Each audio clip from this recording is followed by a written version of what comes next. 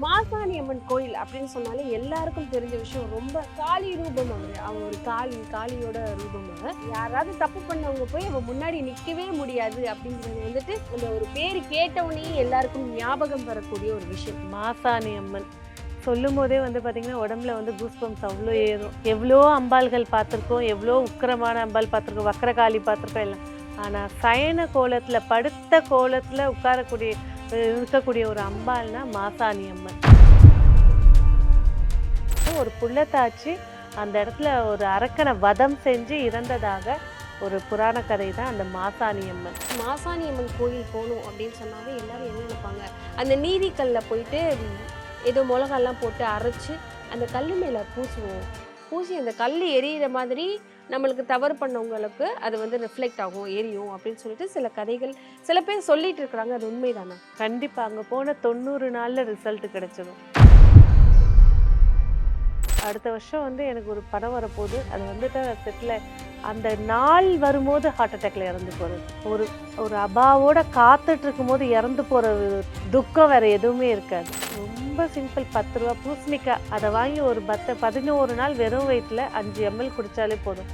எப்பேற்பட்ட செய்வனை பில்லி சூனி அந்த நெகட்டிவ் ஆரோஸை ஃபுல்லாக கட் பண்ணிவிட்டு பாசிட்டிவ் ஆரோஸை ஏற்படுத்தி கொடுத்துரும்.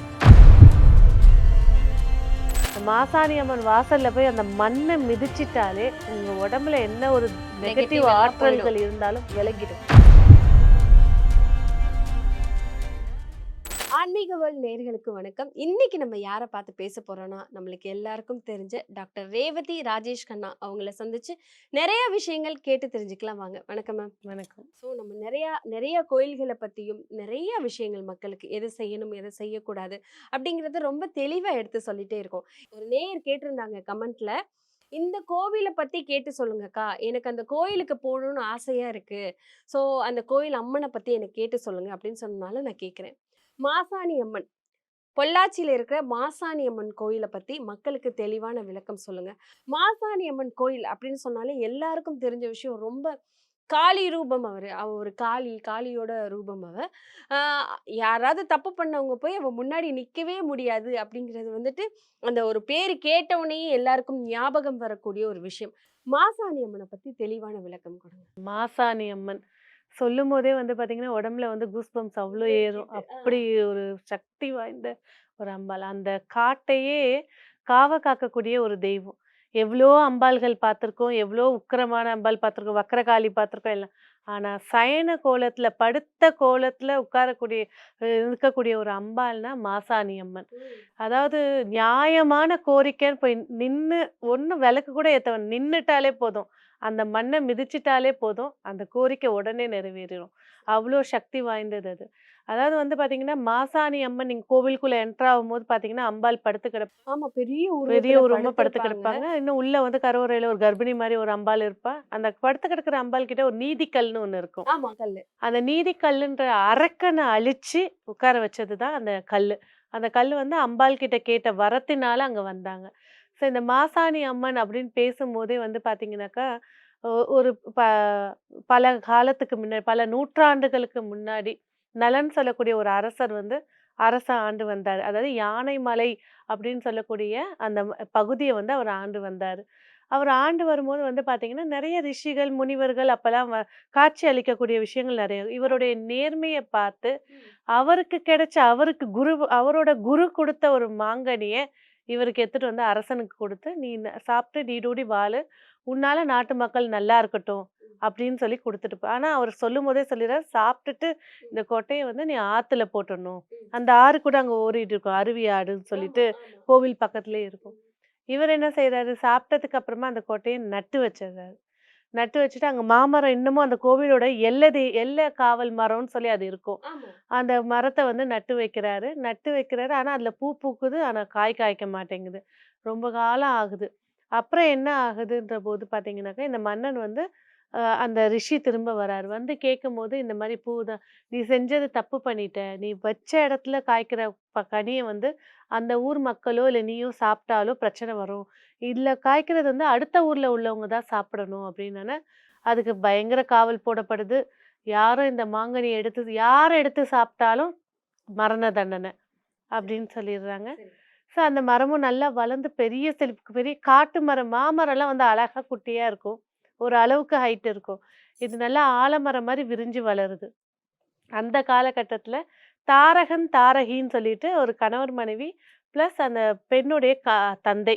இவங்கலாம் வியாபாரிகள். வியாபாரிகள் செஞ்சுக்கிட்டு இந்த நாட்ல வந்து என்னென்ன இருக்கு, என்னென்ன வளங்கள் இருக்கு அப்படின்னு சொல்லி பார்க்கறதுக்காக இங்க வராங்க. அந்த பெண் வந்து கர்ப்பிணியா இருக்கா. ம். வந்து இங்க வந்து தங்குறாங்க. தங்கும்போது அரசவையில போய் அரசன பார்க்குறாங்க. எல்லாம் இருக்கு. ஓகே சொல்லிட்டு இந்த தங்கங்கள், வைரங்கள் இவங்க கிட்ட இருக்கக்கூடிய விலை உயர்ந்த பொருட்கள் எல்லாம் காட்டுறாங்க. பேசிட்டு தங்க வைக்கிறாங்க. தங்க வைக்கும்போது, அங்க ஃப்ரெண்ட்ஷிப் ஆயிடுறாங்க. ஒரு 4, 5 பெண்களோட சேர்த்து குளத்துல குளிக்க போறாங்க, அந்த ஆத்துல. குளிக்க போகும்போது அந்த மரத்திலிருந்து ஒரு கனி கனிஞ்சு அந்த ஆத்துல வரும்போது நம்ம என்ன நெனைப்போம்? எங்கேருந்தோ அடிச்சிட்டு வருது. ஆமா, ஆமா. மாம்பழம், இனிப்பு அப்படி பார்த்துட்டாலே யாரா இருந்தாலும் எடுத்து சாப்ட்டுருவாங்க. ஸோ அத எடுத்து இந்த தாரகி சாப்ட்டுர்றா. இந்த தாரகி சாப்பிட்ட உடனே காவலாளிகள் வந்து பிடிச்சிடுறாங்க. கர்ப்பிணின்னு கூட பார்க்காம அந்த மன்னர் வந்து இவங்கள வந்து மரண தண்டனை குடுக்க சொல்றாங்க. தந்தை வந்து வாதாடுறாரு. "என்ன உங்களுக்கு எடைக்கு எடை தங்கம் வேணுமா? இல்ல எடைக்கு எடை யானைப்படை வேணுமா? நான் தரேன்." அதெல்லாம் இல்ல. குடுக்கப்பட்ட வாக்கு குடுக்கப்பட்டது தான் சொல்லிட்டு, அவங்கள வந்து மரண தண்டனைக்கு எடுத்துட்டு போறாங்க. தாரகன் வந்து அந்த அரசரோட சண்டை போடுறாரு. சண்டை போடும்போது, அந்த அரசன் வந்து அதுல கொல்லப்பட்டதாக ஒரு புராண கதை சொல்லுது. அந்த அரசன் கர்ப்பிணியோட நலன் அப்பா. சொல்லக்கூடிய ஆ, அரசன். ஆ. அரசன். அந்த மாங்கனிய சாப்பிட்டவங்கள அந்த பெண்ண கொல்லுன்னு சொல்லி வாக்கு குடுத்தார்ல அவரு. ஒரு புராணத்துல அவர கொன்னுட்டதாக ஒரு தகவல் வருது. ம். இன்னொரு வகை புராணத்துல இந்த பெண்ண வந்து மரண தண்டனை குடுத்துட்டதாக இருக்கு. ஸோ 3வது வகை இந்த தாரகன் வந்து அரசன கொன்னுட்டு மனைவிய கூட்டிட்டு போகும்போது, காட்டு வழி பாதையில போகும்போது, அந்த பெண்ணுக்கு வந்து பிரசவ வலி ஏற்பட்டுருது. ஸோ ஏற்பட்ட உடனே என்ன ஆகுது, அந்த நடுக்காட்டுல வந்து பார்த்தீங்கன்னா, பிரசவம் பார்க்கறதுக்கு ஆள் இல்ல. இந்த பொண்ணு சொல்லுது, "நான் அப்பா கூட வரும்போது இந்த இடத்துல பார்த்துருக்கேன். நம்ம இங்க போலான்னு" சொல்லி தாண்டி போறாங்க. போகும்போது அந்த மருத்துவச்சி வீடு தெரிஞ்சிருது. சரி. ஆனா, அவ்வளோ தூரத்துக்கு அவளால நடக்க முடியலனால தன் கணவன அனுப்பிச்சு வைக்கிறாங்க. அந்த கணவர் வந்து அங்க போகத்துக்காட்டி அந்த மருத்துவச்சியோட கனவுல வந்து ஒரு பெண் வந்து கர்ப்பிணியா வந்து உட்கார்ந்து ஒரு அரக்கன வந்து வதம் செஞ்சு தெய்வம் ஆகுற மாரி ஒரு கனவு வருது. இவர் போய் கதவு தட்டுறாரு. மருத்துவச்சி, "நீ எப்படி இங்க கூட்டிட்டு வந்த? இந்த ஊர்ல யாருமே புள்ளத்தாச்சி இருந்தாங்கன்னா இருக்க விட மாட்டாங்க. அடுத்த ஊருக்கு போயிடுவாங்க. இங்க வந்து அரக்கன் ஒருத்தன் இருக்கான். பெண்ணோட அடி வயித்துல மொளகாவ தடவி கட் பண்ணி குழந்தைய எடுத்துருவான்." ஓ! அப்படின்னு சொல்லிட்டு அந்த அரக்கன வந்து நகத்தால பிச்சு எடுத்துருவான். அப்படின்னு சொல்லும்போது பயந்துட்டு 2 பேரும் ஓடி போறாங்க. அங்க அந்த பெண்ணும் இறந்து கிடக்கா. அரக்கனும் இறந்து கிடக்காங்க. ம். ஸோ அப்ப வந்து அந்த சொல்றா, "நான் கண்ட கனவு இதுதான். இது நிஜமாயிடுச்சு. இவ சாதாரண பொண்ணு கிடையாது.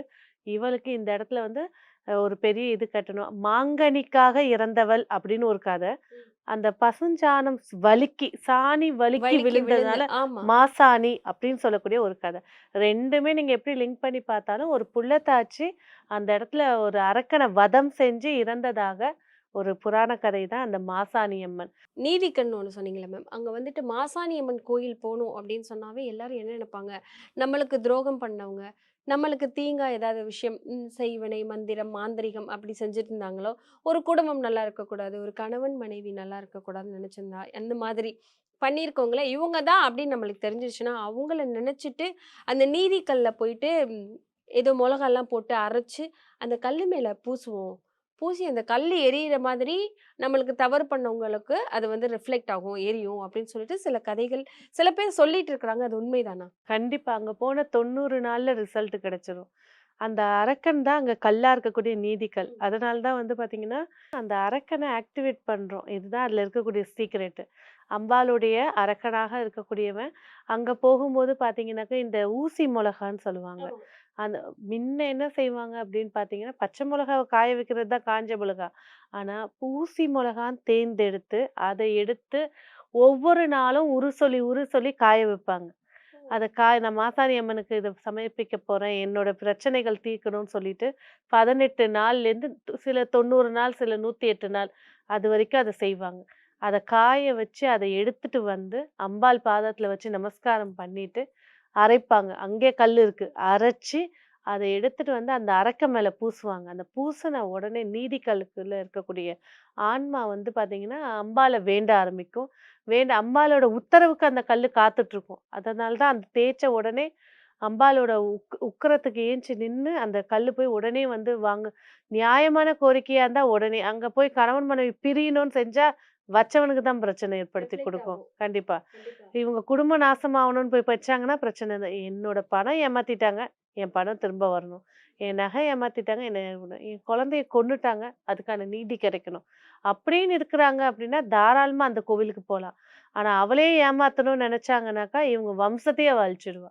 ரொம்ப ரொம்ப பவர்ஃபுல்லான கடவுள் அப்படி சொல்றீங்க. சில பேர் வந்து தவறான விஷயத்துக்கு வந்து கடவுளே காப்பாத்து அப்படி சொல்லி, நான் உனக்கு இத பண்றேன். நீ என்னை இந்த விஷயத்துல இருந்து காப்பாத்தி விட்டுரு. அதெல்லாம் அங்க நடக்காது. கண்டிப்பா அது நடக்காது. தப்புனா அதுக்கான தண்டனை கிடைத்தே தீரும். இது மாசாணியம்மன் கோயில் முக்கியமா என்ன விஷயத்துக்காக அங்க போவாங்க? குழந்தை பிறப்பு. ஃபர்ஸ்ட்டு விஷயம் அதுதான். குழந்தை பிறப்புக்கு அந்த அம்பாள் கிட்ட போய் வேண்டிக்கிட்டு வந்துட்டு, குழந்தை உடனே கன்சீவ் ஆயிடுவாங்க. 2வது விஷயம் வந்து எல்லாருமே வந்து சில பேர் கிண்டல் பண்ணுவாங்க. "என்ன அம்பாளே வந்து குழந்தைய கொத்தும்."